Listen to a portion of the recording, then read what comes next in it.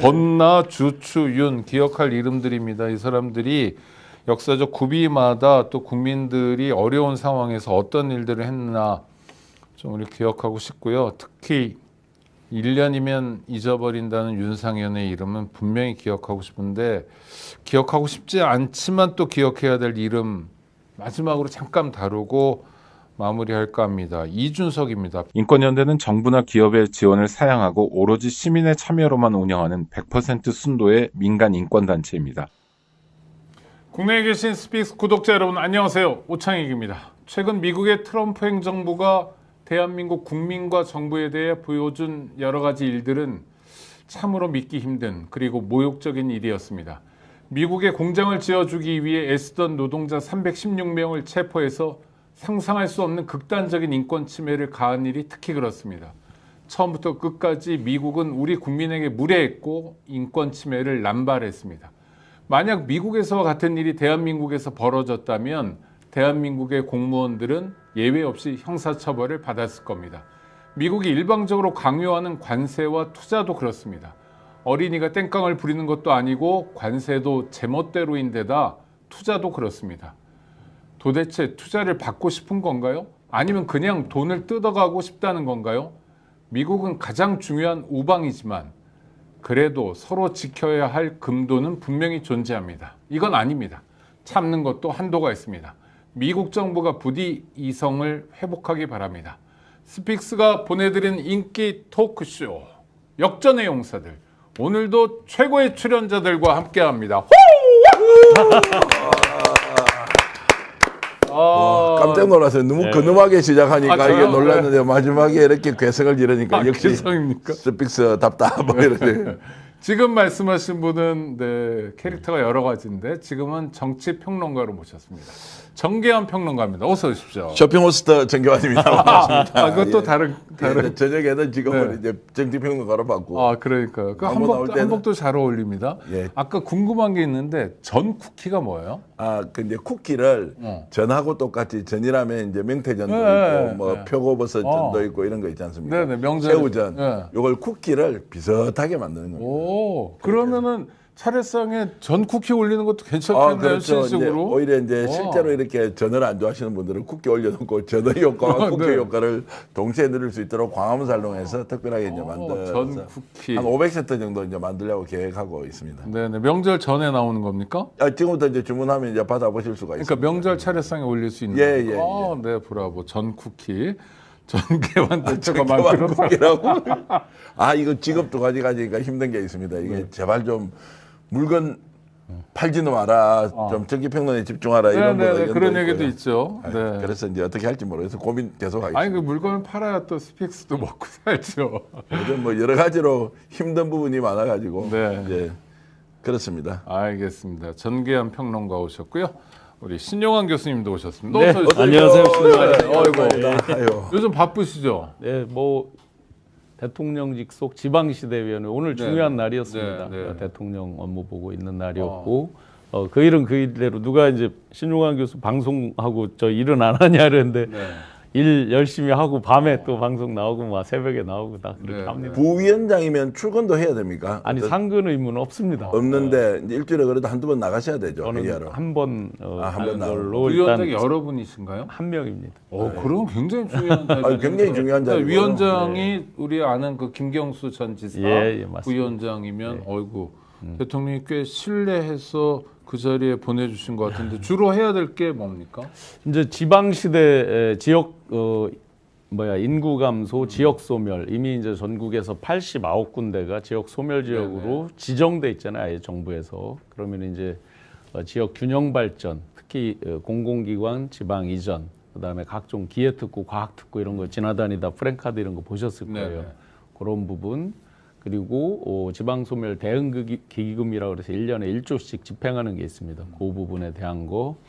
무엇보다도 이제 지속 가능한 지역 발전, 지역 청년 인재들이 지역에서 정주 여건을 가지고 지역 발전을 위해서 계속 어떤 그 지속 가능성을 스스로 담보할 수 있게 해주는 환경 이런 거 만드는데 우리는 최선을 다하겠습니다.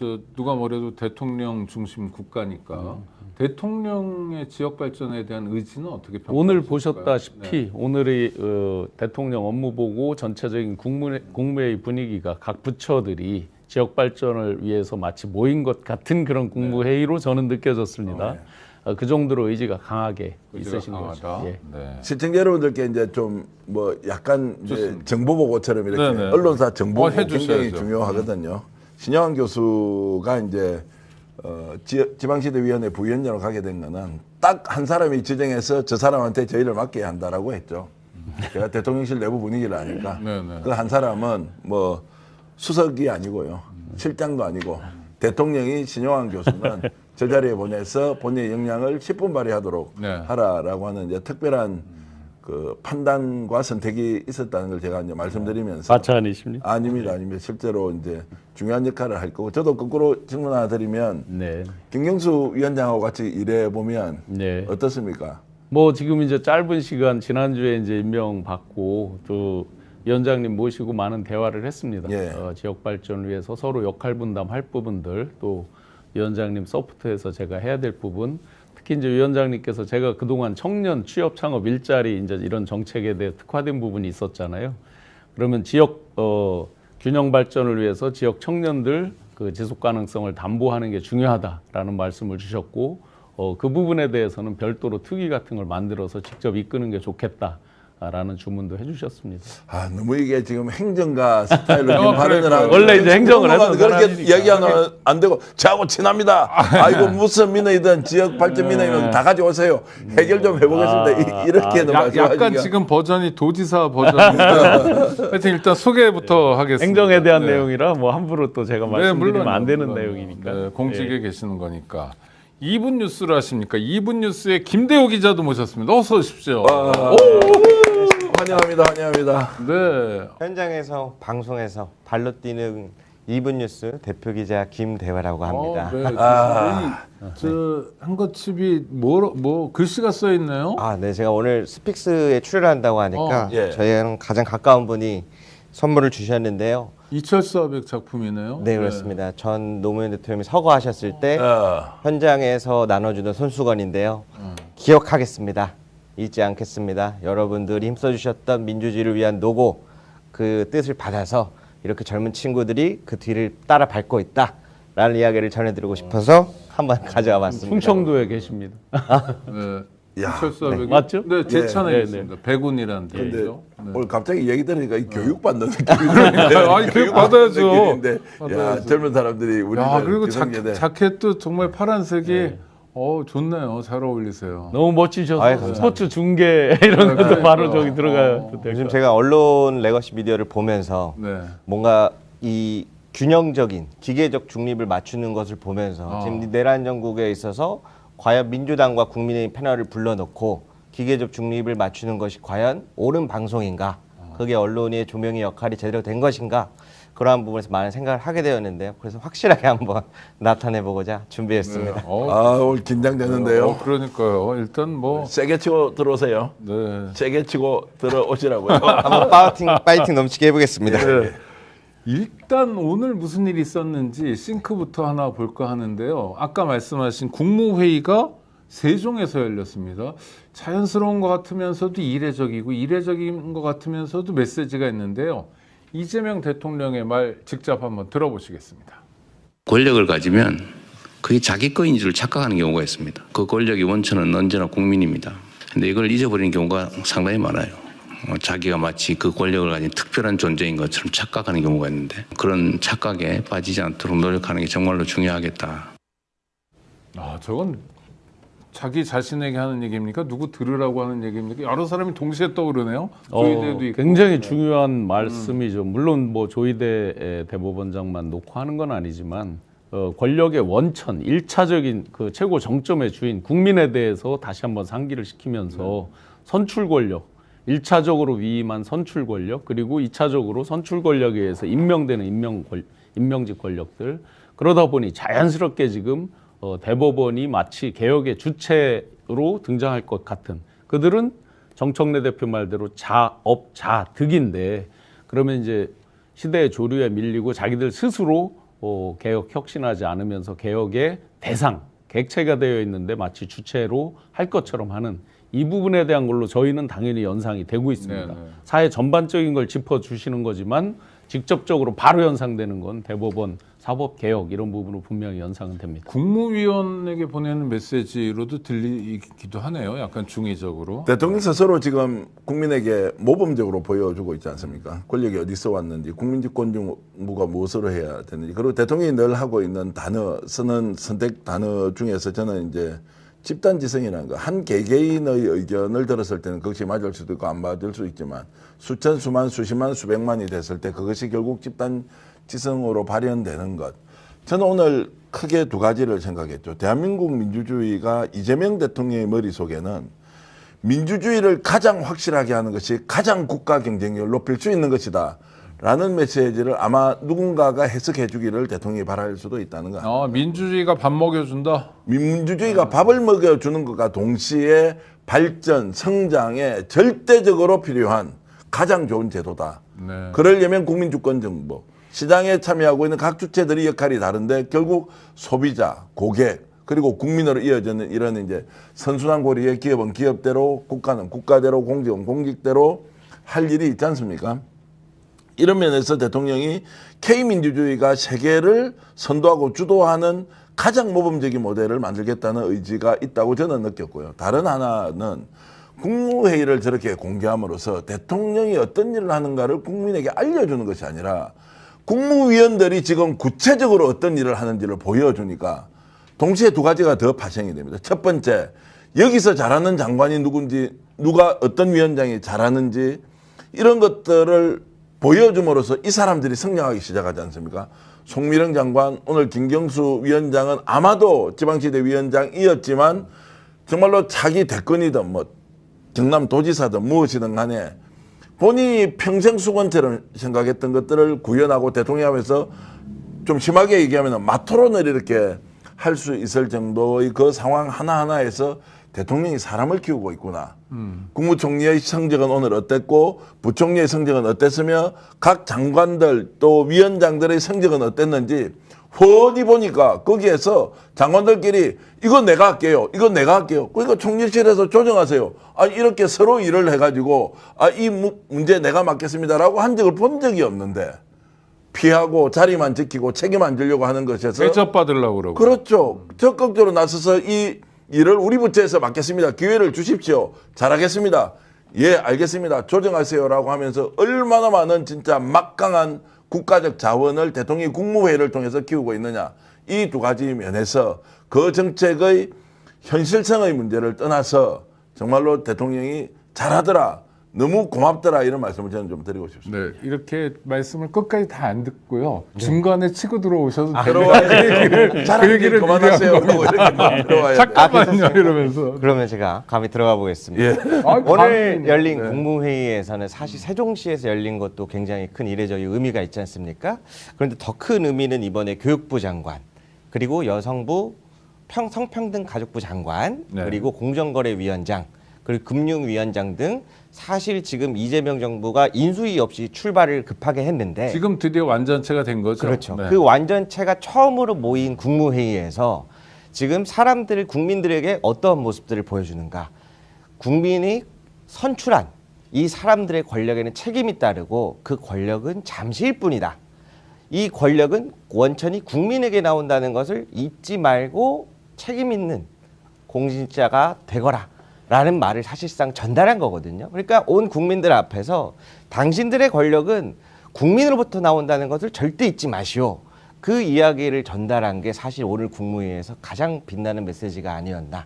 저는 그렇게 한번 전달을 해보고 네, 싶습니다. 우리 구독자 중에 엄상민님, 어이구 전계한 대표님 대구시 시장으로 추천합니다. 네, 추천할 수 있죠. 네, 참 좋은 얘기입니다. 예, 노답하겠습니다.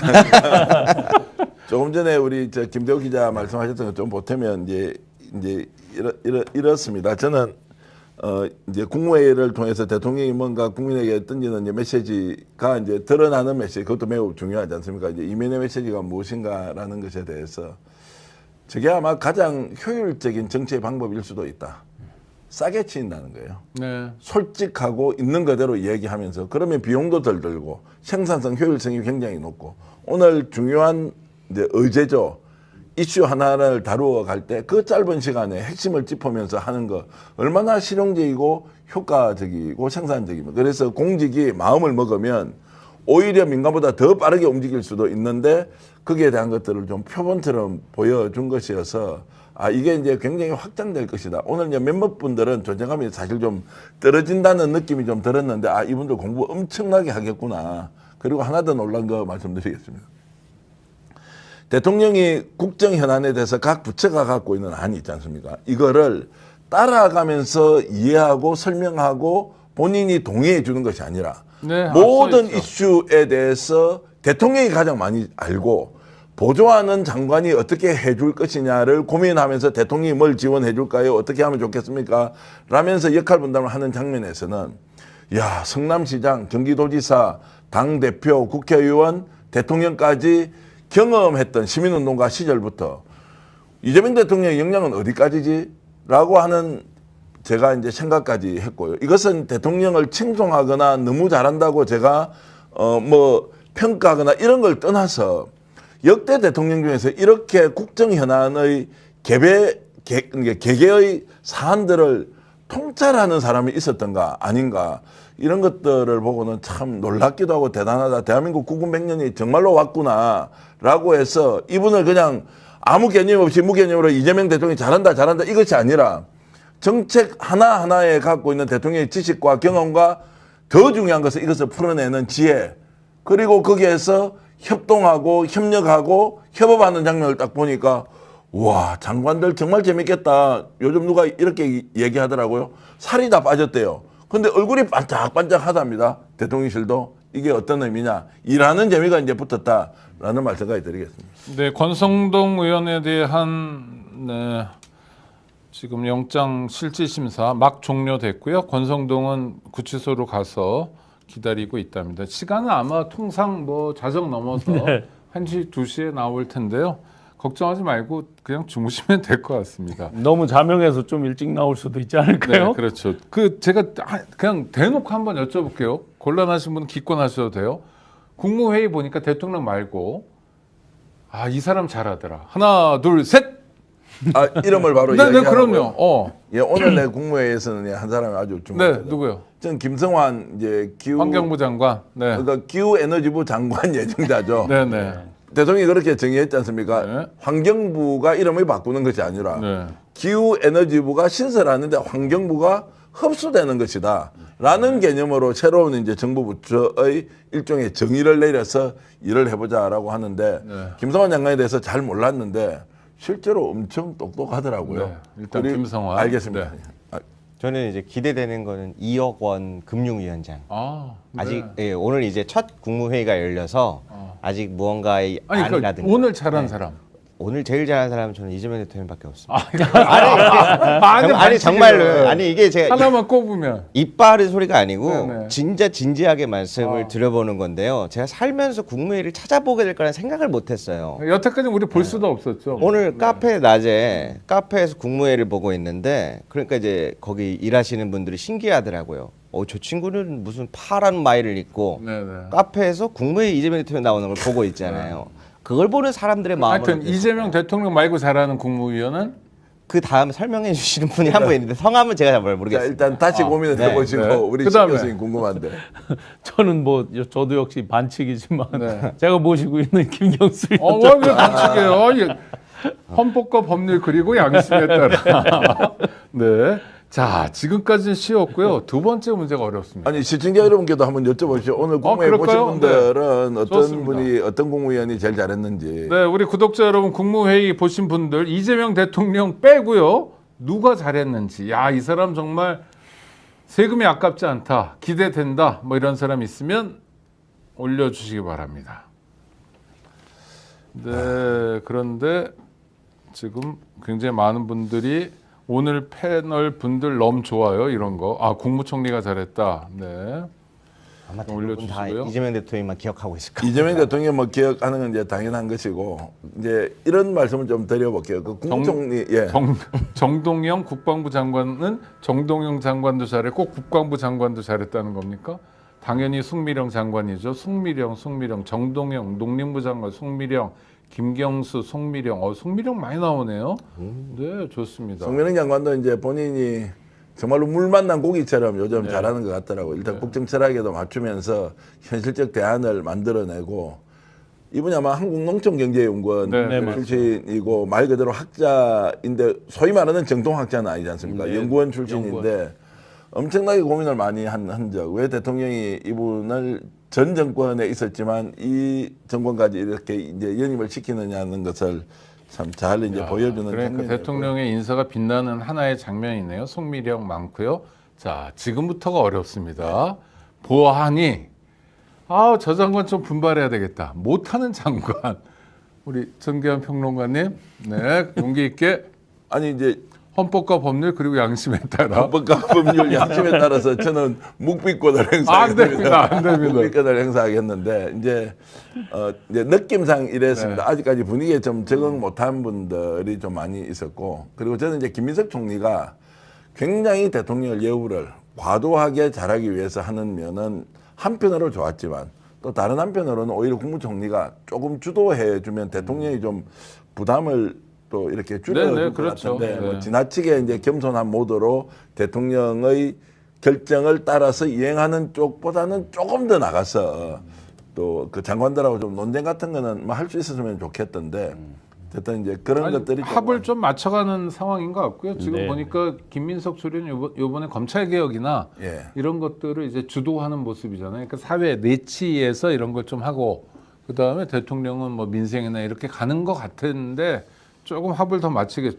저는 묵비권에서 발언권으로 옮기겠습니다. 그러면 못한 사람? 아니 뭐 정성호 장관이 네, 정성호 장관. 정성호 장관 많이 꼽아주고 계십니다. 지금은 잘하는 사람이 아니라 못하는 사람인데 윤호중, 정성호 투톱 시스템 이게 어떻게 보십니까?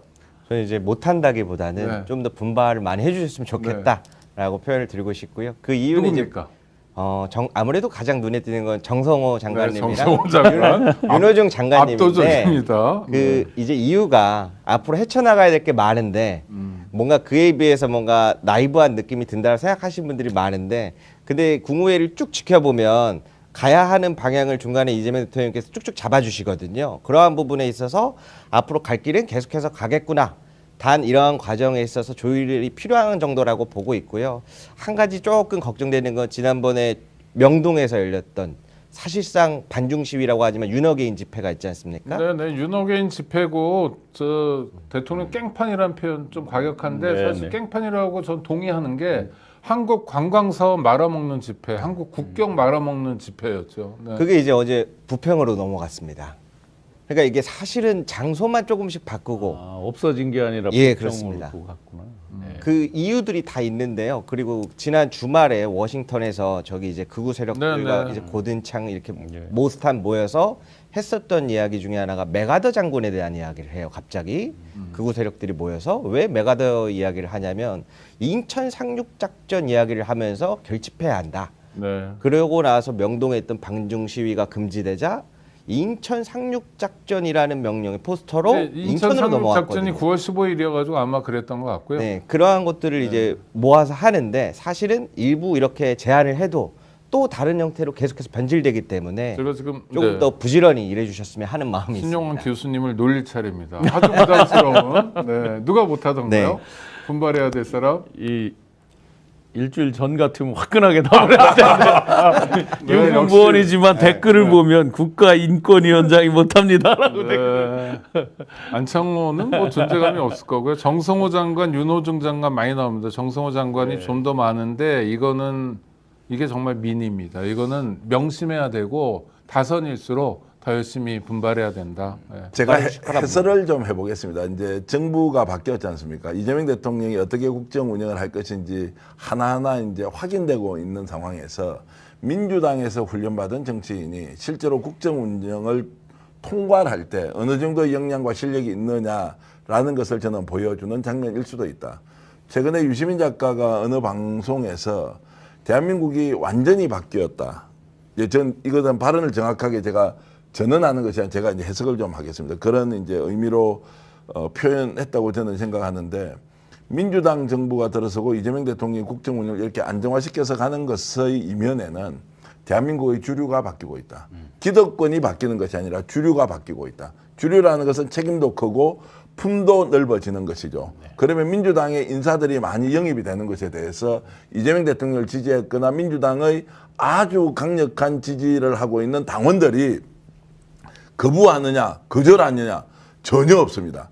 이게 이제 바뀐 세상이라는 겁니다. 그 바뀐 세상이라는 것은 결국에는 국힘적으로 다시 대한민국이 거꾸로 돌아갈 가능성이 없고, 이미 우리 사회 구조가 정치적 성향이나 또는 집권의 능력이나 국정 운영의 이런 실력을 가지고 재편되는 과정에서 민주당이 포지션을 하고 있는, 여기에서는 책임 그리고 포용 이런 것입니다. 그런데 여기에서 상식과 정의와 원칙은 확실하게 국민주권 정부에 맞춰서 가야 한다라는 정도로 우리가 일단 밑그림을 그려놓고 보면, 민주당 국회의원 중에서 정부에 참여하던 지금 현재 민주당에 있는 국회의원들이 이것을 야성은 가지고 있을지 몰라도 이것이 더 이상 소용에 닿지 않는 상황까지 와 있는 것을 인지 못하고 있다면, 과연 이재명 정부의 이런 실용주의 노선, 거기에서 분명한 원칙을 가지고 있는 국민주권주의에 따라갈 수 있느냐 아니냐라는 장면이 오늘 이제 그럼요. 지금 네, 장관들의 이런 예. 5번, 10번 하면 국민들이 판단합니다. 일각에서 지금 이제 저 벌써 개각을 하시네요. 자두님은 정성호 장관은 헬스부 장관이나 해랑 이렇게. 그러면 안 됩니다. 듣는 해수부 장관 해수부를 기분 하고. 나쁘고 해수부 장관 아니요, 네. 헬스. 헬스부. 헬스부 아니고. 아이고 깜짝 놀랐습니다. 헬스부 잘하죠. 예. 네. 일각에서는 이제 이런 우려가 있습니다. 그 최고 상층부, 그러니까 대통령님을 포함한 그 장관들 이렇게 바뀌었지만 일반 공무원들, 그대로죠. 공직사회는 아직 안 바뀌었다. 윗물과 아랫물의 온도차가 심하다. 움직이는 그 속도가 다르다. 이렇게 얘기하면서 또 일각에서는 처음에 힘이 있을 때 움직이는 듯하지만 뒤에 가면 별 수 없다. 이렇게 이제 치부하는 사람들인데 큰일 납니다. 아직 이제 부처가 정확히 개편되고 자리를 못 잡은 거잖아요. 그것도 조금 시간이 걸리지만 이재명 대통령이 잘 쓰고 있는 표현 중에 선용이라는 단어가 있습니다. 네. 선용을 하려면 시스템에 대한 정확한 이해와 조직에 대한 이해, 사람에 대한 이해 및 장악, 이 부분이 정확하다는 뜻이거든요. 그러면 어느 순간에 그 여러 가지 박자가 이제 맞아 들어가는 때가 있잖아요. 아직은 그 모든 박자가 다 맞지는 않았죠. 그럼요. 예, 그게 맞는 순간에 엄청난 로켓 슈팅이라고 그러죠. 그 업무의 효율성, 효과성이 이제 수직 상승하면서 큰 성과를 낼 때가 있습니다. 그때 공무원들이 이제 정신 차리고 이제 나도 움직여야 되나, 이렇게 대충 하다가는 도태되겠구나, 이래서는 늦는 겁니다. 그래서 공무원분들도 공직사회 전반도 지금 위에서 움직이는 흐름을 정확히 보고 빠른 속도로 스스로 맞추려는 노력이 절실한 때입니다. 네, 오늘 국무회의의 열쇠말 중에 하나는 세종인데요. 왜 세종인가?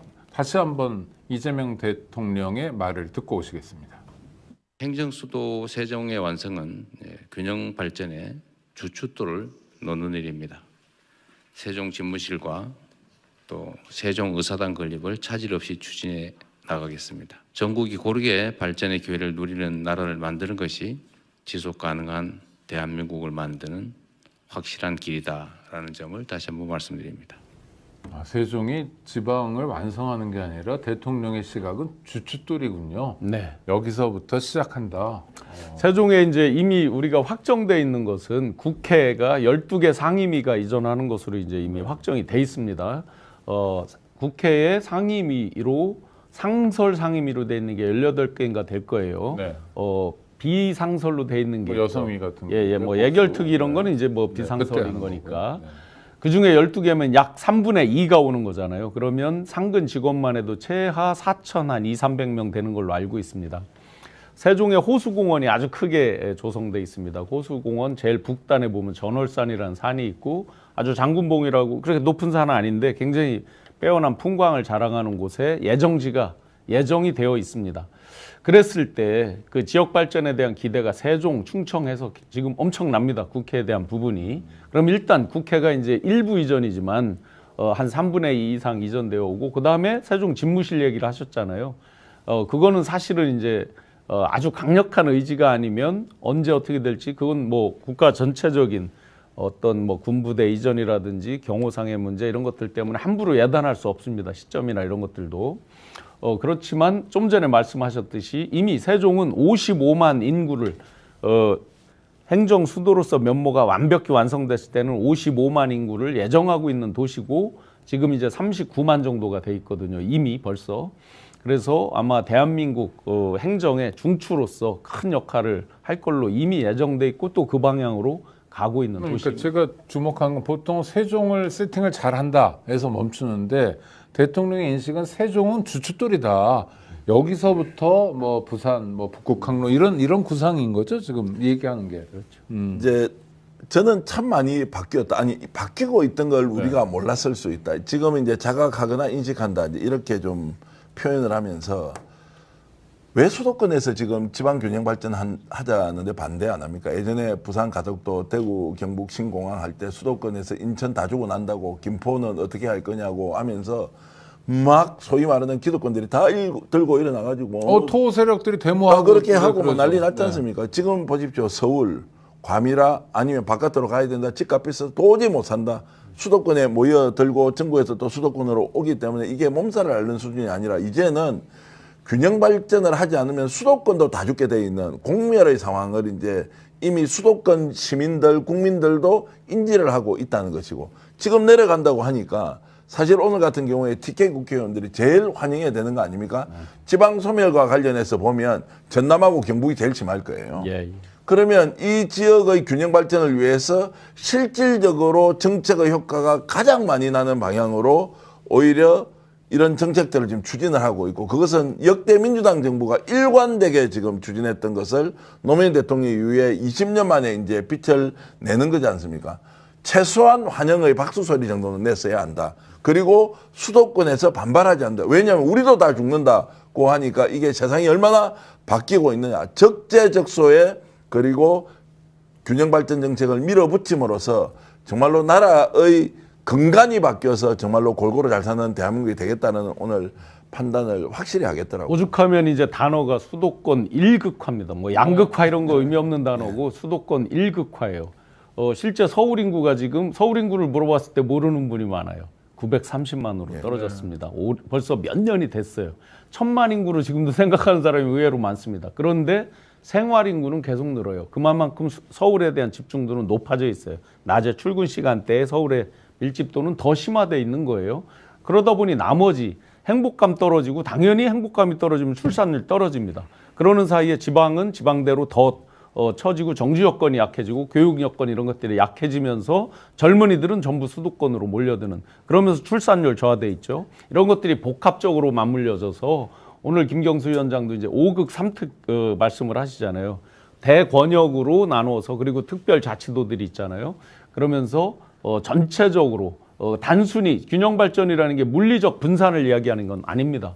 국토의 효율적 이용이잖아요, 결과적으로. 그러면서 궁극적으로는 사람 사는 세상, 사람 사는 냄새가 살맛 나는 세상을 만들어서 행복감을 높이고 그게 대한민국의 지속 가능성을 담보하는 그 중추에 이제 지금 세종을 주춧돌로 말씀하시는 제가 거죠. 고민이 아니라 현실을 보면 부산에 부부예요, 교사예요. 그럼 중산층이잖아요, 둘이 맞벌이. 근데 애가 둘인데 대학생이에요. 서울에 있는 대학에 진학했어요. 그러면 이 부부가 너무 힘들어지더라고요. 그 전에 학원비도 힘들지만 온누이예요. 그럼 방 2개짜리 얻어야 되죠. 뭐죠? 생활비부터 해가지고. 그러니까 그냥 서울 집중이라는 게 사실은 지방 사람들은 멱살 잡고 끌고 와. 안 따라올래? 뭐 이래도 뭐 이런 정말 폭력적인 구조인 것 같아요. 너무 힘들고 이건 좀 민생 차원에서 풀어야 된다. 구독자 중에 우리 대원님 어디 갔나 물어보는 분. 아유 감사합니다. 확 끼어드세요. 이게 지금 아, 우리 생존 경쟁이 치열해가지고 아, 예. 좀만 있으면 끼어들어요. 안에 말씀들 너무 잘하시니까 저도 듣게 되더라고요. 그래서 네, 이제 네. 듣다가 저도 이제 동의하는 부분들이 꽤 많은데요. 사실 다른 분들이 이런 이야기를 했으면은 사실 좀 와닿지 않았을 것 같아요. 본인들은 서울에 살고 있고 그러다 보니까 자기가 사는 환경의 지역에 주로 할 수밖에 없고 여의도 정치인은 더더욱 그런 영향을 받을 텐데 지금 뭐 채팅창에서 아직도 정성호 장관 이야기가 많이 나오고 있습니다만 이재명 대통령님이 그 당대표 후보 연설 때 많이 썼던 이야기가 사람을 수단으로 대하지 말고 목적으로 대하라는 표현을 많이 씁니다. 네네. 그래서 부족한 부분이 있더라도 함께 가는 방향으로서 목적으로 대우하라라고 하는 그런 따뜻한 마음을 볼 수 있거든요. 그래서 실제로 오늘 말씀하신 것처럼 5극 3특 세종시가 주춧돌로 시작되지만 결국에는 많은 지역에서 지방 소멸이 이루어지고 있고 단 수도권, 비수도권, 인구 소멸 감소 지역으로만 획일화해서 행정을 하지 말고 실제로 그 지역이 어떤 현상이 벌어지고 있냐. 예를 들어서 다른 어떤 오늘 예를 들어 주신 지역 신안 같은 경우에는 이 지역은 태양광 발전 기금을 통해서 지역들에게 배당을 분배해서 거기에 이제 사람들이 주민들이 인구수가 늘어나는데 인구수가 늘어나는 지역이라고 해서 행정에서 제한을 두면 안 된다. 열심히 하는 데들이 차별받으면 안 된다. 역으로 그러한 부분들을 잘 보고 이런 정책을 해나가자고 하는 그 디테일 속에서 아 이분은 정말로 지방 소멸에 대한 그 문제점을 정확하게 인식하고 있고 서울뿐만 아니라 많은 세종뿐만 아니라 많은 도시 진짜로 국민을 보고 가겠다라고 하는 게 어떤 의미인지 오늘 알 수 있었다. 저는 네. 그렇게 한번 보고 있습니다. 그 많은 분들 네, 한 말씀 마지막입니다. 다른 예, 주제로. 저는 이제 역사적 의미로 좀 간략하게 좀 정리를 하면 김대중 대통령은 정확하게 얘기하면 농업사회에서 산업사회로 넘어가는 데서 청장년을 보내고 정치를 하지 않습니까? 네, 정보 사회로 그리고 정보화 사회로 갔을 때 그러니까 그 원뿌리는 대통령 김대중이 알고 있던 그 시절은 사실상 우리 이제 자본주의 초입 단계에서 경험했던 것이 정보화 사회로 이어졌다. 그때 이제 우리 정치와 또는 우리 국정 운영의 기본 방향이나 목표가 이런저런 착오로 이어졌던 것은 벤처 투자 같은 거 하면 사기도 많이 일어나고 붐을 일으키긴 했지만 외환위기 극복 이후에 이런저런 이제 문제들이 생겼죠.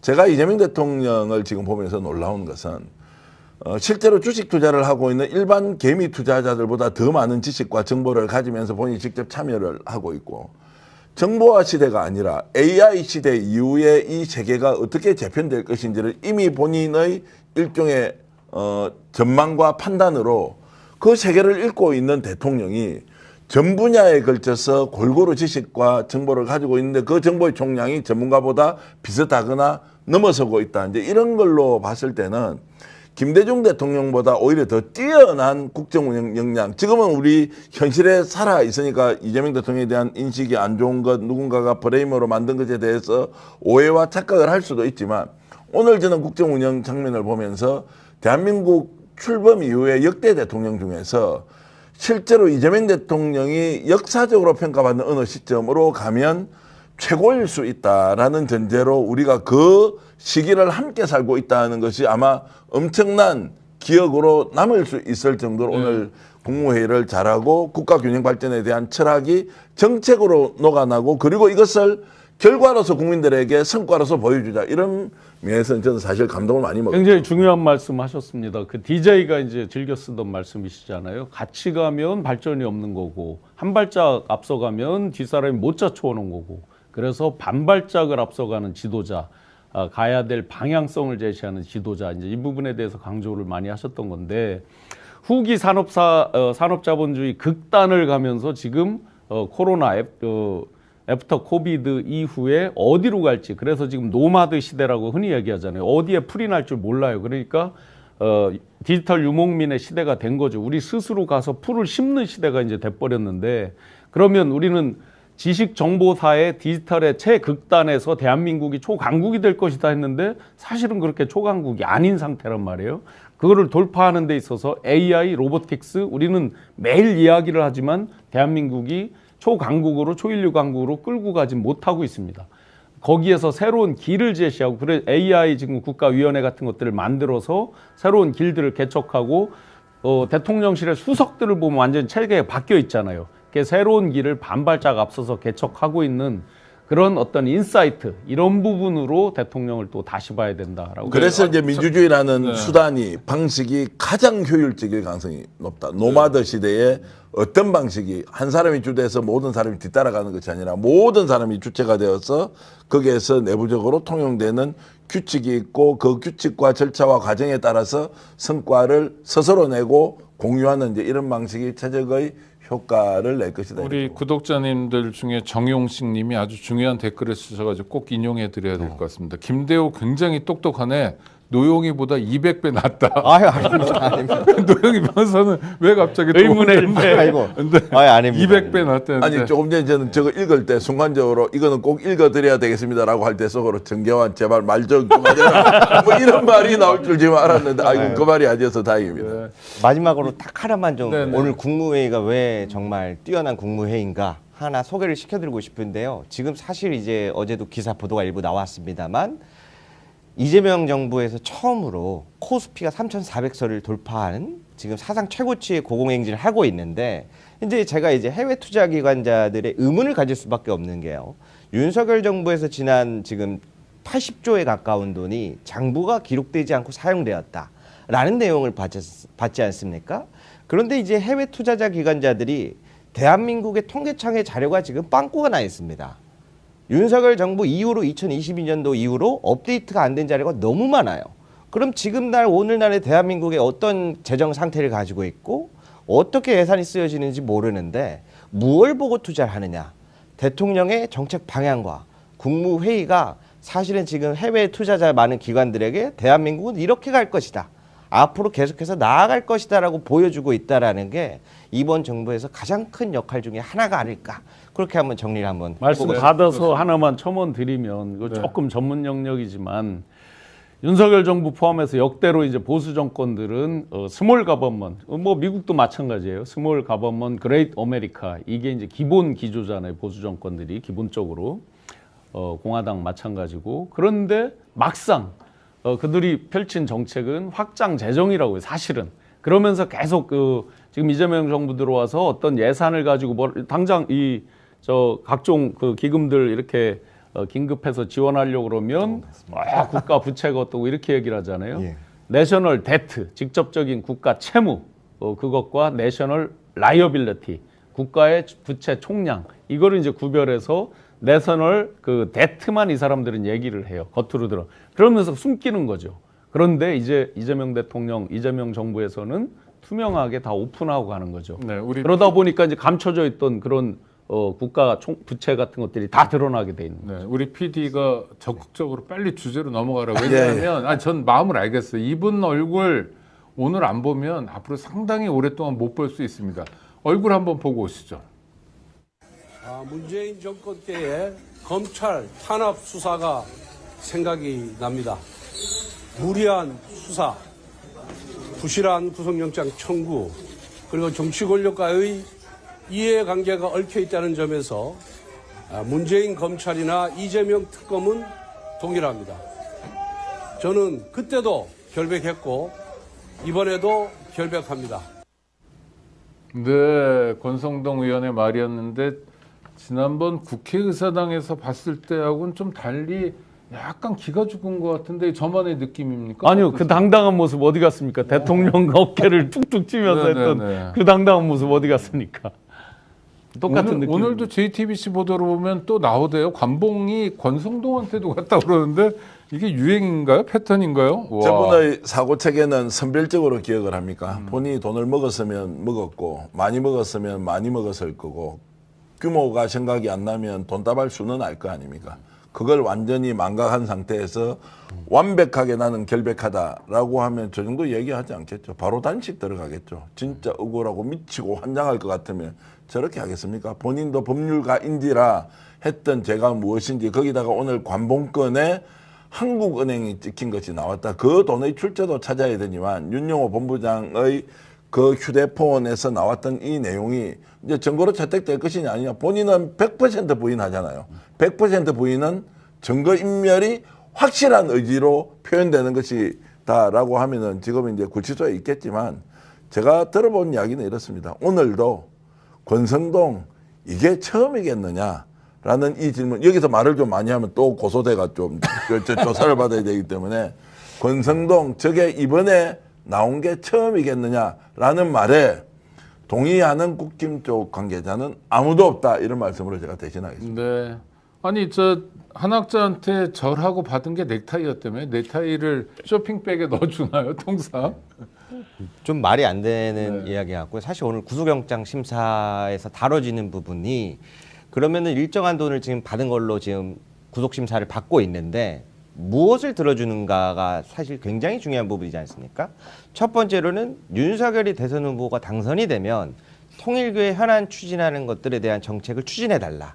그리고 윤석열 후보가 당선이 되면 통일교로 와서 한학자 총재, 거기서는 어머님이라고 부르더라고요. 참 어머니. 네, 참 어머님. 성모님. 네. 제가 그걸 깜짝 놀랐는데, 그러니까 와서 대통령이 참 어머님의 말씀을 좀 들었으면 좋겠다. 이러한 내용들이 나왔다라는 거 아닙니까?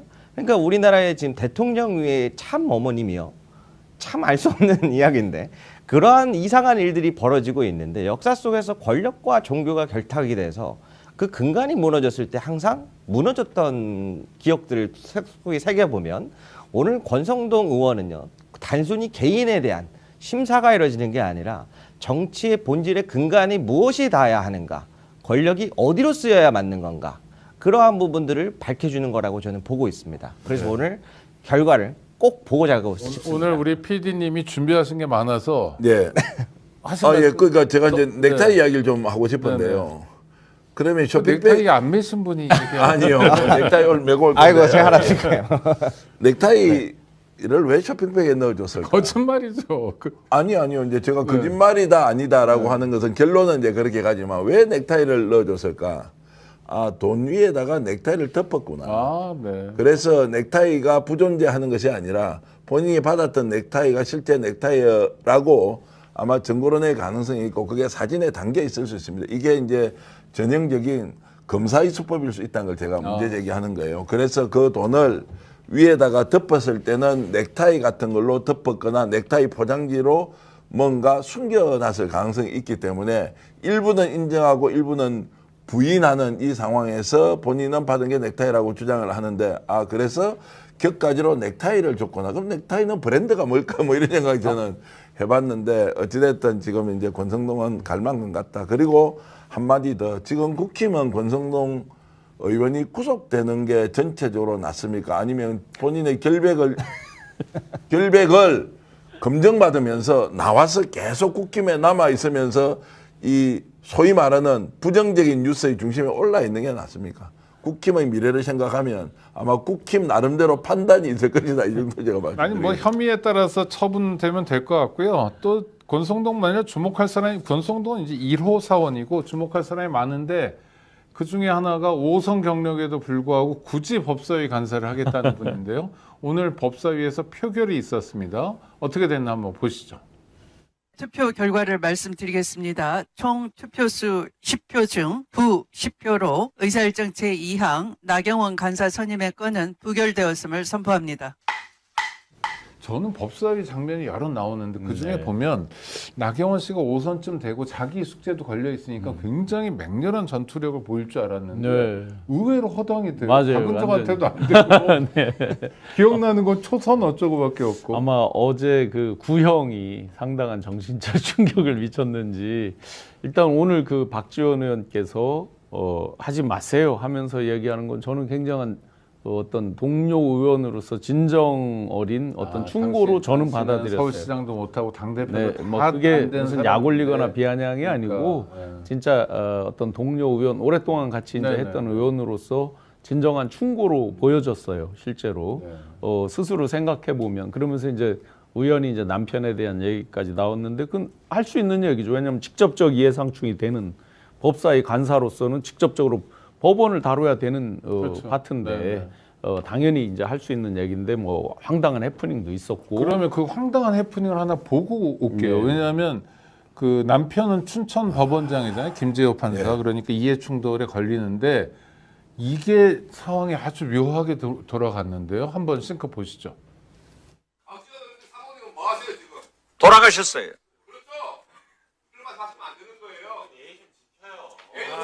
너무 무례합니다. 박 의원님 너무 무례해요. 박균택 실수했어.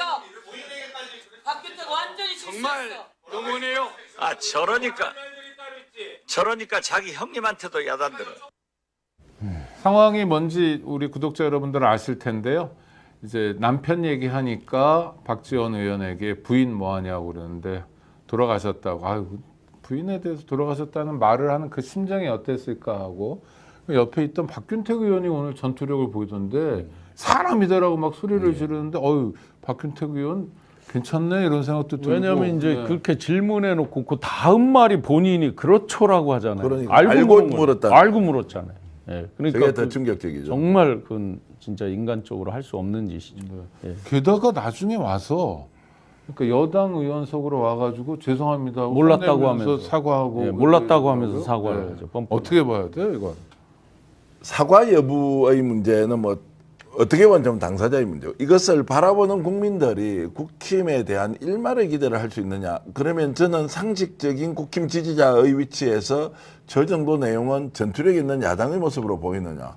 와, 저 거의 다 깡패 수준으로 지금 놀고 있구나. 그냥 2판, 4판, 합의 6판인데 합의 6판이라도 살아가는 길을 뚫고 나가는 방식의 선택이냐. 아니면 저거 그냥 자멸 수준이네. 나경원 법사위 간사 지금 이제 선임과 관련해서는 정무적으로 판단하면 되잖아요. 그러면 처음부터 민주당과 의논을 하고 가든지 그 절차를 절차를 까먹어 버렸거나 의도적으로 무시했다면 그 뒤에 이 문제가 생겼을 때 본인이 했던 발언에 대해서 유감 표시 정도하면 또 통과가 됐었거든요. 나머지 마지막에는 어떻게 해보냐. 그냥 다 타올 던지고 뭐 다 치워. 나 아무것도 안 해. 라고 가니까 모든 걸 잃어버리는 거예요. 법사위 간사 선임도 잃어버렸죠. 곽규택 지금 저런 식으로 싸움을 해버리면 보는 사람이 어떻습니까? 부산 영도는 좋아합니까? 와 파이팅 있는 국회의원 한 명 생겼다 이렇게 얘기할 수 있습니까? 진짜 우리가 쌍욕을 하자면 무슨 XX라고 하는 이제 이런 것들을 들어도 정말로 부족할 정도로 발언을 이제 해버렸는데 그래서 깽판 치고 망하는구나. 민주당은 이제 어떤 식으로 일사천리로 법안을 추진하더라도 이쪽에서 막을 만한 도덕적 명분이 없는 거예요. 도덕성도 없고 명분도 없다. 실제로는 힘도 없죠. 그러면 이제 국힘이 뭘 어떻게 합니까? 민주당 주도로 간다. 그래서 저는 나경원 이 사태를 보면서 내란 전담 재판부는 훨씬 더 속도를 가지고 민주당 주도로 갈 수밖에 없다. 여기에서 오히려 민심이 박수치면서 끝까지 가자라고 하는 상황을 국힘이 만들어주고 있다. 이런 생각도 했습니다. 근데 오늘 보면서 약간 섬뜩한 건 곽규택이 검사 시절에 제가 그 앞에 가서 피의자, 피고인으로 앉아 있으면 어떨까 하면 상당히 모욕 많이 줄 것 같던 그런 느낌이 들더라고요. 그냥 뭐 저의 느낌적 느낌이에요. 실제로 뭐 이분이 정계 입문하고 정치를 하는 과정에서 뭐 상식적인 수준으로 이렇게 순탄하게 뭐 국회의원이 되고 이런 거 아닌 거는 부산 영도에 가면 뭐 훤히 잘 알고 있고요. 그리고 국회 와서 이것이 이제 본인의 존재감을 드러내는 것이다라고 했을 때 모르겠습니다. 그러면 부산에서 더 인정해 줍니까? 부산시장도 되고 뭐 이렇게 저렇게 이제 갈 수 있나요? 좀 답답한 마음이 많이 드네요. 그래도 인간으로서의 기본은 갖춰야죠. 네. 저는 오늘 보면서 뭘 느꼈냐면 사실 지금 나경원 법사위 간사에 대한 문제보다 왜 법사위 멤버가 이렇게 꾸려졌나 처음부터 들어봐야 된다고 보거든요. 지금 지난번에 우리 그 최혜병 특검 할 때 당시에 법사위에서 그 유상범 법사위 간사가 아주 유명한 일화를 만들었지 않습니까? 삼부 골프장 있는 거죠? 라고 했던 네. 삼부특검 관련 임성근 사단장이 삼부 그런 골프장 없습니다. 그리고 그때 당시에 조배수 의원 같은 경우에는 다른 증인을 불러다 놓고 딴소리를 하다가 그거 저 아닌데요? 라고 하는 모습들이 연출됐지 않습니까? 그리고 그 다음 법사위가 열렸을 때 들어왔던 게 권성동 의원이었어요. 그래서 정청래 법사위원장이 쫓아냈거든요.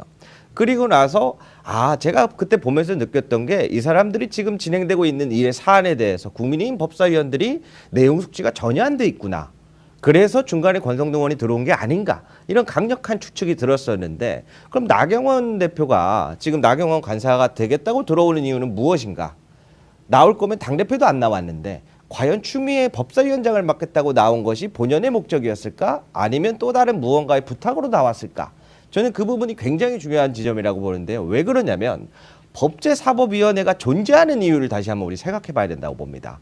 다른 법안들을 만들고 그 법안이 국민들에게 어떠한 좋은 점의 역할을 하고 이미 창설되어 있는 법안과 충돌하는 지점이 없는지를 살피는 게 법사위지 않습니까? 근데 이게 어느 순간 국민의힘에서는 한 권력자를 방패로 쓰이기 위한 그러한 자리로 지금 펼쳐지고 있는데 오늘 그래서 간사에 대해서 투표를 한다고 하자 우르르 나갔지 않습니까? 네, 퇴장했죠. 그리고 나서 다시 또 우르르 돌아와서 부당하다고 얘기하는 거지 않습니까? 저는 저 우르르 나가고 들어오고 하면서 부당하다고 하는 이야기를 이거는 좀 개정할 필요가 있다고 봅니다. 그리고 수사 중인 사안에 대해서 특히 내란과 같이 강력한 사안에 대해서는 임명에 대한 보류하는 법안들도 좀 나와야 되지 않을까. 법사위가 존재하는 이유는 국민들의 편익과 수호를 위한 목적이지 권력자의 방패로 쓰여서는 안 된다라는 생각을 아마 많은 분들이 느끼지 않았을까 싶습니다. 제가 편견을 가지고 있는지 모르겠는데 편견이라면 지적해 주세요. 박수영, 주진우, 곽규택 부산이 조금 그러니까 아니 왜냐하면 약간 금도를 넘어 박수영도 그렇고 뭐 그다음에 요새 해수부 이전 같은 거 반대한다 우리 필요 없다 민생지원기금 안 받겠다 별 정말 희한한 얘기들이 지역 민의 어떤 그 요구와도 역행하는 그러니까요. 걸 하고 있죠. 아니 거꾸로 가도 너무 한참 거꾸로 가요 이 사람들은. 어휴. 요즘 그래서 유행하는 말이 하나 있습니다. 네. 추석 귀경길에 원래는 검찰청 해체 소식 들려주겠다라고 네네. 하는데 사람들이 조금 더 나가서 권나주추윤이라고 잠깐만요. 처음 들어보셨어요 네. 혹시? 권, 아셔야 됩니다. 나, 권씨, 나씨, 주씨, 예, 추씨, 예. 윤씨. 윤? 예, 그렇습니다. 누굽니까? 권은 누굽니까? 자, 권성동 의원. 아 권영세는 안 보는데 네, 하여튼 네, 권성도. 순서가 있습니다. 오늘이죠. 네네. 나경원 의원. 나경원. 어제 패스트트랙 구형 2년 이야기 네. 나오고 있죠. 그다음에 주진우 의원. 주진우. 관본권 띠지의 그 수사관 어린 수사관들이 그 태도를 보면서 경악을 할 수밖에 없었는데요. 누군가의 입김이 없었다면 그런 태도가 가능했을까? 네. 그래서 저는 그 당시 청와대 대통령실의 이제 법률 비서관 그 정도 입김이 있어야 가능하지 네. 않을까 이렇게 강력하게 누군가요? 의심하고 있고요. 주진우 의원. 윤여가 법 예. 주진우. 그 다음은 우리 추경호와 알리바바 50인의 돈이라고 불리는 네. 추경호 의원. 네. 이미 수사를 하고 있죠. 그리고 윤상현 의원도 아마 이쪽에 포함되지 윤상현. 않을까 해서 좋습니다. 지금 많은 분들이 얘기하는 게 이번 추석 귀경길에 권나주추윤 5명이 꼭 언론에서 보도되고 네. 조사됐으면 좋겠다라고 하는 게 지금 근데 민심입니다. 저 라고 용산구 전해드립니다. 주민으로서 조금 서운한 생각이 드는데 권영세도 좀 쌍권이니까 넣어주면 권나 주추윤 기억할 이름들입니다. 이 사람들이 역사적 구비마다 또 국민들이 어려운 상황에서 어떤 일들을 했나 좀 우리 기억하고 싶고요. 특히 1년이면 잊어버린다는 윤상현의 이름은 분명히 기억하고 싶은데 기억하고 싶지 않지만 또 기억해야 될 이름 마지막으로 잠깐 다루고 마무리할까 합니다. 이준석입니다. 페북을 한번 보여주시죠. 이준석 씨가 네 뭐라고 했고요. 그 다음에 대통령 사진도 넣었습니다. 사진도 한번 보여주실까요? 네. 뭐 AI인 것 같긴 한데 이제 AI로 만든 굉장히 경직된 표정에 이재명 대통령이 민주당 옷을 입고 법더위에 앉아가지고 판결봉을 휘두르는 겁니다. 뭐 어떻게 평가해야 되나요? 이준석 아직 살아있다 나는 이런 건가요?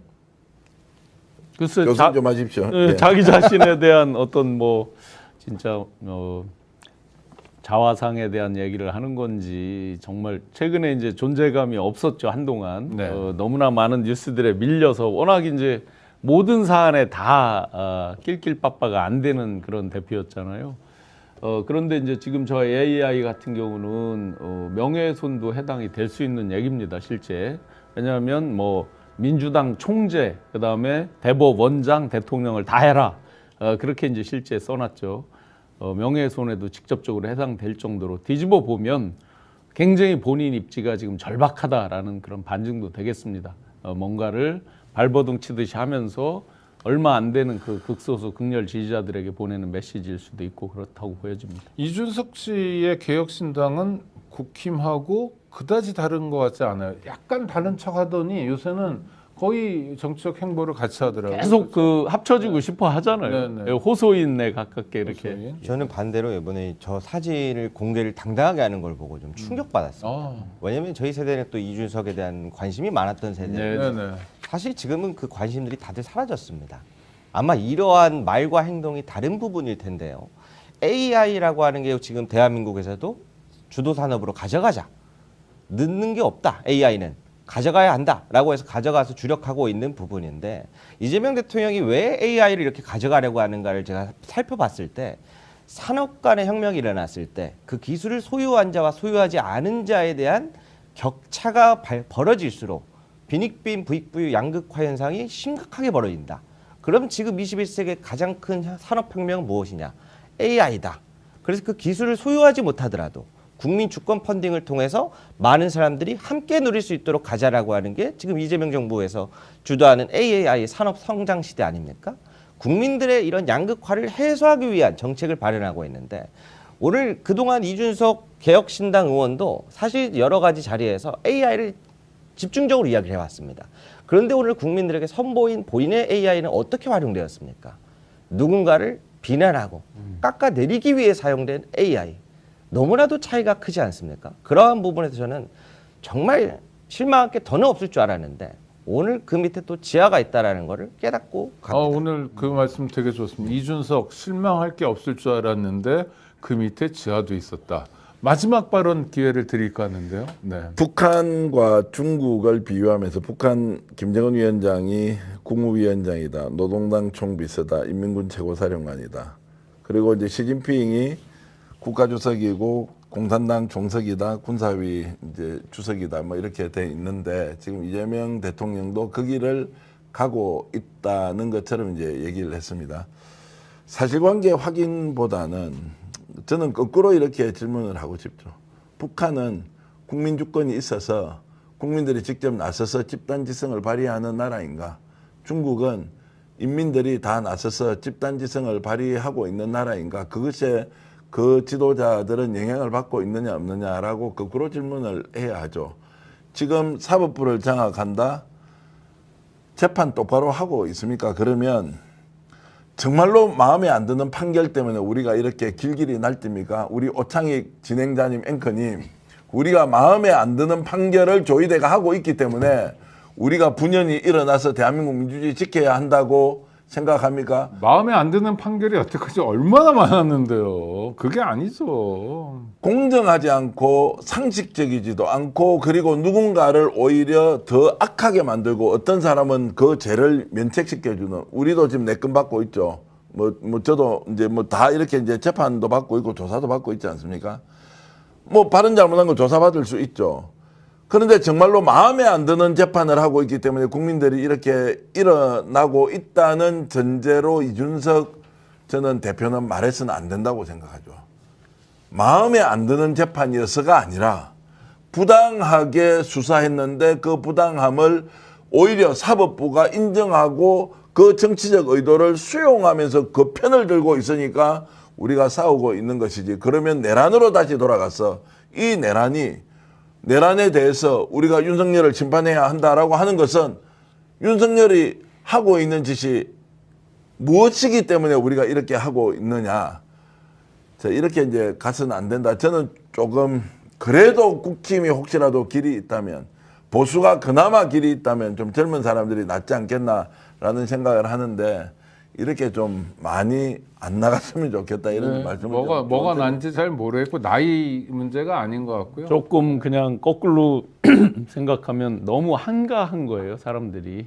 지금 우리는 내란 여전히 진행 중인 내란이잖아요. 실체적 진실은 상당 부분 가려져 있고 또 지연돼 있고 여전히 끝나지 않은 내란에서 그 내란을 한쪽에서는 내란을 극복해야 되는 과제, 척결해야 되는 과제, 그리고 또 한쪽에서는 민생, 경제, 그리고 글로벌 경쟁에서 어떻게든지 우리가 이겨내야 되는 과제.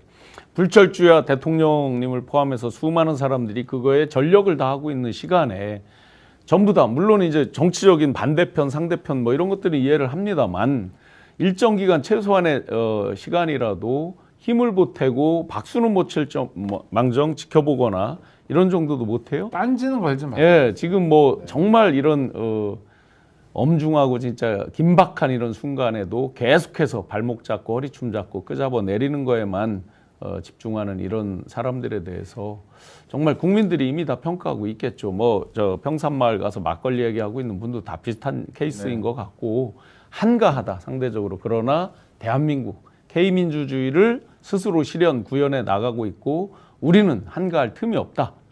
우리 스스로 열심히 하면서 저런 자들이 자연도태되게 그렇게 만들어 가야 될 것 같습니다. 지금 뭐 미국과의 관계만 해도 그렇고요. 숙제가 너무 많고 이 숙제가 결코 만만치 않은 숙제들입니다. 지정학적 위치도 그렇고 그 어느 때보다 지금 상당히 심각한 상황이고 또 다음 달에 에이펙도 있고요. 한가한 사람들하고 일하는 사람 두 가지 종류의 사람이 있는 것 같습니다. 늘 함께해 주셔서 감사하고요. 성원해 주셔서 감사합니다. 내일은 노영희 변호사가 여러분들을 또 만나러 달려올 겁니다. 함께해 주셔서 감사합니다. 고맙습니다. 네, 고맙습니다.